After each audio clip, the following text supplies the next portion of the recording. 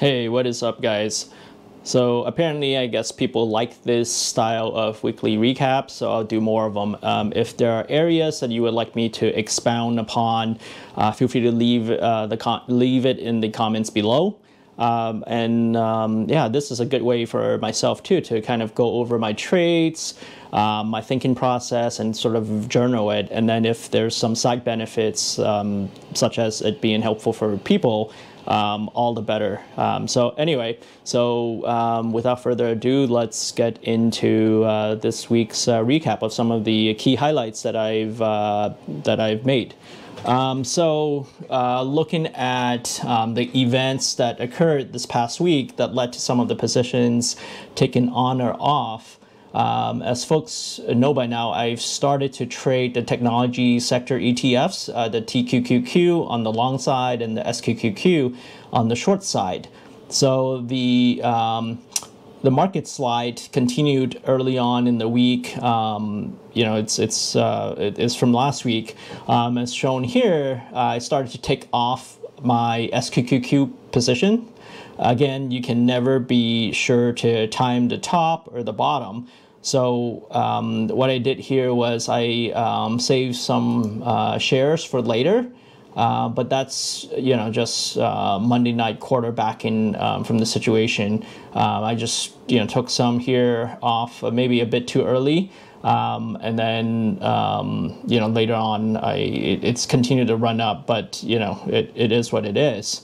So that's my trade on SQQQ. Similarly, as I start to get out of my SQQQ position, I start to scale into my TQQQ position. Not that I have continuous levels where I like to buy in during the course of the day or days, but depending on when they get filled, I've set those limit orders. I don't know where the tops and bottoms are, so I usually take smaller tester sizes. This way it can help eliminate FOMO from my thinking process. I've also noticed that early in the week, a couple of interesting developments due to the fall of the tech sector, that many of the tickers are starting to be undervalued and dropping near some key levels. So I didn't take a screen capture from the day before, but I had made an entry somewhere near the rebound from this level at the $68 mark for SQ. Not to be confused with the SQQQ. This is for block SQ. So I believe my entry was around at the $69 mark, and I set my exit at around $72. The reason the reason for doing this is really it's a game. Trading is a game of probability, and so I wanted to set it where there's a high probability of the stock actually hitting that price point and having it be filled, the order be filled. So there's some level of resistance at the 72.60 mark, but again, that's only a range, and so I'm just trying to be on the conservative side, and yeah, so that's what I did. I'm going for a very short time frame here, so I want to make sure that my order gets executed. So and at 72, it's a whole dollar figure mark. The other thing is I also took the ticker I took was ROKU. What's not apparent here is the levels of support around this area. I took a small size, which I eventually scaled up on when it looks like the price is holding. So this is a position I'm still currently in, but we'll look at to exit at a higher probability area near the top here. Again, I want to think in terms of zones and try to get close to, but not necessarily too right at the level of resistance. So again, just not trying to milk every penny out of the ticker, but trying to be able to enter and exit at profits. Finally, some of you may know that after hours, my after-hour trade of CrowdStrike, CRWD from last week. After getting out of a majority of my position, I decided to scale back into CrowdStrike as it dropped. So here I went back in, partial size at this level to prepare for the next leg up. I'm not going full size because I actually took some put options set at way below this level, which I'll talk about later when I move onto the options portion. But this gives me options and won't overcommit my capital one way or another. And then talking about options, a couple of key things happened on this day. First, I saw that much of my call options are starting to lose their extrinsic value because there's time erosion of that. So I can wait for Friday, or I can exit now and hope for a move up and then sell for a higher premium. So for my AMD calls, I decided to exit and then forgo, it's just a couple of dollars that I left on the table, and see where the stocks might go. Since I feel positive about the fundamentals of the company, and considering how much value AMD has lost over the last year, I also took a put at this price level and decided to exit exit the calls and see where it will go. Obviously, this didn't go as anticipated, as the stock is dropping, but that's fine. I don't think it'll hit my my puts.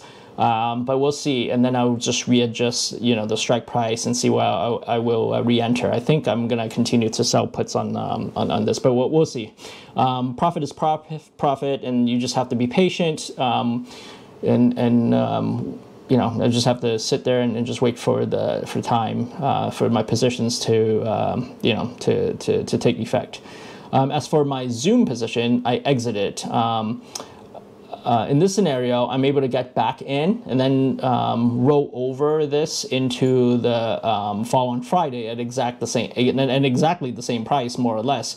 This is an optimal method for me to extract as much value as I can from the positions that I hold. So in this, in terms of this options, I just got out and then I just basically sold it again at pretty much the same strike price. And we'll see where this goes. I'm less optimistic about this ticker, considering the fact that Zoom is, related to the CCP, the Communist Chinese, and I tend to be less optimistic about like crappy shit like that. The whole government, anything related to them is basically there's government interference with it, and like fuck communism. So, pessimistic in the long run, but fuck it, I'm just gonna make money off them. And then lastly is DOCU.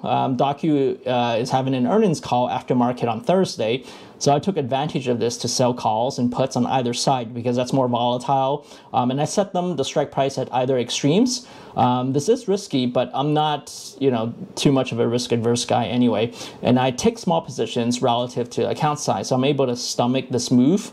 I also have positions already in this ticker, not a lot, but I have some positions. So across several of the accounts. So I started to add into my options positions, selling the covered calls, and then of course the puts in the event that there is a significant decrease, in the share price. And then as the week progressed, you have to remember I had a position in DRV from last week, so this is an inverse real estate ETF. Now that it's going up, I exited my position and then readied myself for another leg down to go back into DRV. So that's what happened. I also actually sold some puts on this as well, but at a much lower price point, as you'll see. So we'll see what happens if it falls and doesn't hit the strike price. Obviously, I make some money. If it doesn't and it gets executed, then I'm at a level, an entry level that I am comfortable with anyway. So it's a win-win situation in my opinion. Real estate is a lagging industry, lagging sector. So as recession hits, real estate will probably be okay for a bit, and then it would really feel the full effect of the economy. So that's sort of the way I think about the real estate sector. So I'm okay either way with regards to making a bet on DRV. So as you recall, I also have an entry of DDOC from 2 days ago. I'm exiting this position at a bit above my original target. And let's see here. Obviously when you're looking at this, I should have let it ride a bit, but I was afraid of the resistance level from earlier that I talked about. So even though it was a quote unquote, it's not an optimal exit in the sense that the stock continued to pop, but that's just hindsight bias, right? Again, you can never be sure of the tops and bottoms. You may hit the resistance level and then flop. So I'm happy with this quick turnaround on capital nonetheless. Another ticker I also took a partial on was SQ. I didn't do a screen cap of the entry, but it was near the $62 mark from a prior day. After this, I started to sell some calls as well to hedge my position. And also, in the event of a drop, I also sold a put. The reason for this is because I didn't take a full size position yet. You see later, I did you know, in terms of this week, I did not capitalize on this move, you know, but it's okay because, you know, I don't want to take any unnecessary risk because of FOMO. So having a partial position lets me capitalize on the move up and then position myself from a possible downside and be able to scale in if it does move down. And then in terms of TQQ, TQQ moved up, so I started to scale out of this position. Again, I took a partial. Shortly thereafter, I replaced, I put in a buy limit order to re-up once the stock reverses. So, you know, there's a lot of unknowns between, you know, in the market right now. So it's like swinging back and forth, and I'm just trying to play the extremes and then, you know, really it's just scalping the extremes. I really don't care which way, as long as I try to enter on either extremes of the band. I think I'm good. As mentioned before, I always make a contrarian move as well. So I started to hedge on the other side by going into a put on the wide extreme of the market by selling some SQQQ puts.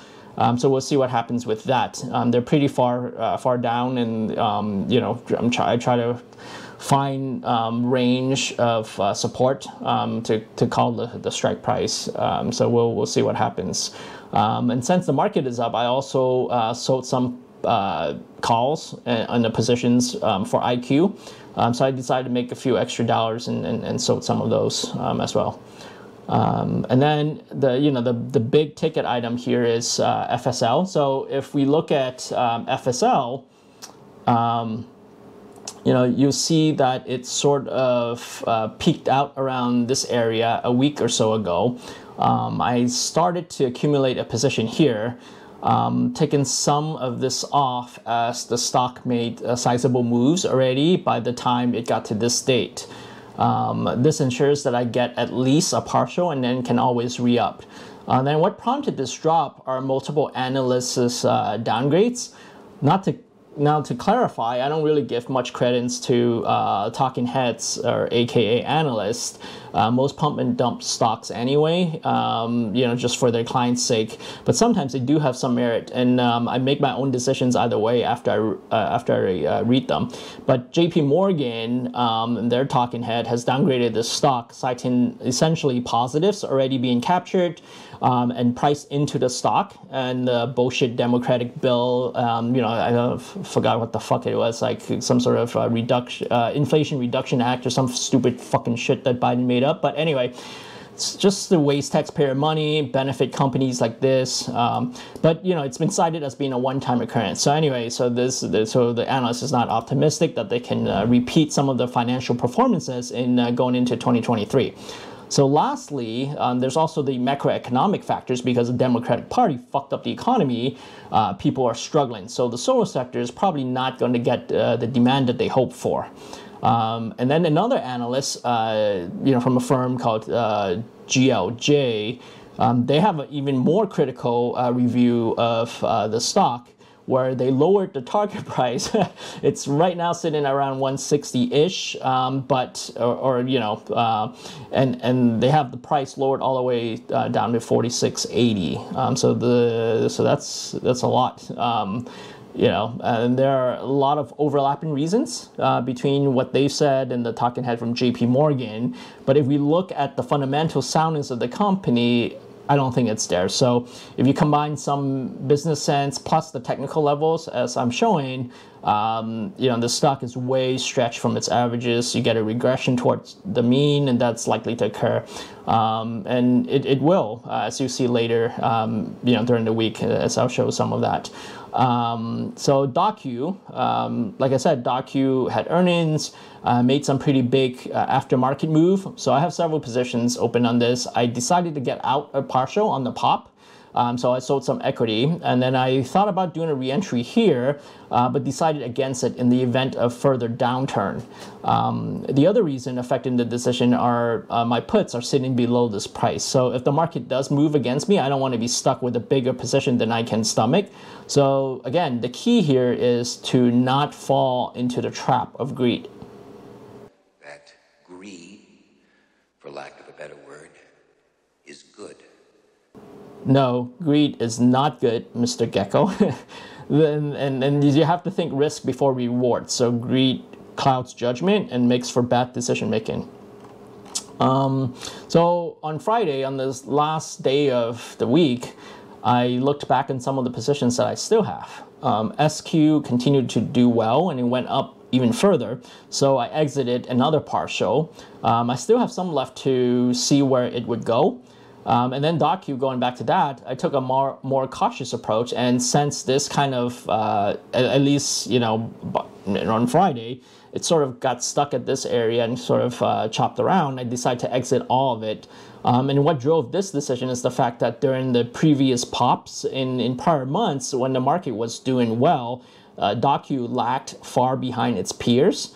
That doesn't bode well for a stock, in my opinion, and so that made me a little more cautious and conservative about where this stock's potential might be, and whether if there's any bad news in the sector, it may drive the stock further down than up. So I was just being conservative here, and maybe I'll just sell some puts and find an opportunity to get back in if necessary. So that's that. Willing to re-enter, but like I said, in a better price point. So we'll see what the market news is in the future, and if this will fall or not.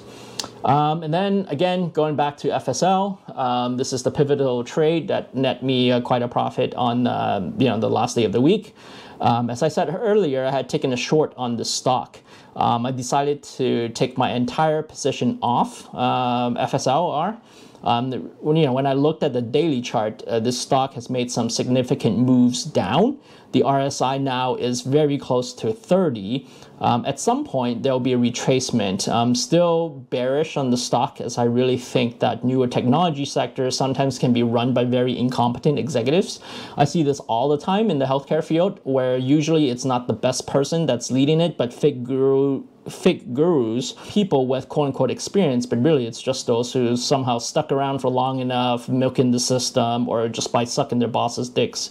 So either way, we'll see if I go back in after the anticipated rebound. I might go back in, short it again, and kind of, put the GLJ analyst's claims to the test. Would this actually go back down to like 46 bucks? Who knows? But I do think it would probably go down. Maybe not as much as they claim, and probably not as little as what the JP Morgan talking head thinks. So we'll see. And then, this might just be, I may just go lower next week, and I might have gotten out too early again, but we'll see. It's just not a risk that I'm comfortable taking. I think it may pop just for a quick retracement, so we'll see what happens. And then adding to the fear is, there's like the PPI figures, and then the Fed's decision on rates next week, which can make the stock move up or down in either way in a pretty dramatic fashion. So I'm going to take the wait and see approach. I'm not going to be over leveraged on any position. So again, this reminds me of the saying, it's better to wish you were in a position than to wish you were not. So I'm going to take that approach. And then finally, to cap things off, we see my options positions here. Majority of the ones that are zeroed out or zeroing out are the ones that are set to expire today. So, in my main day trading account, I have several other smaller quantities of options in my other swing or IRA accounts. But we'll see. And I have a few that are set to expire the following week. So, whether it pans out or not, we'll see. Who knows? For now, options are a good way for me to pad my income and help me provide some level of hedge or magnification of the positions I currently take. But at a smaller, smaller margin capital requirements and things like that. So yeah, I really like options because they give me options. So anyway, let me know what you guys think about this recap. Like I said, if there's any ideas or suggestions for making the recaps better, more useful, feel free to leave it in the comments below. Don't forget to like and subscribe. It will mean a lot to me. And, see you guys next week. Peace outside.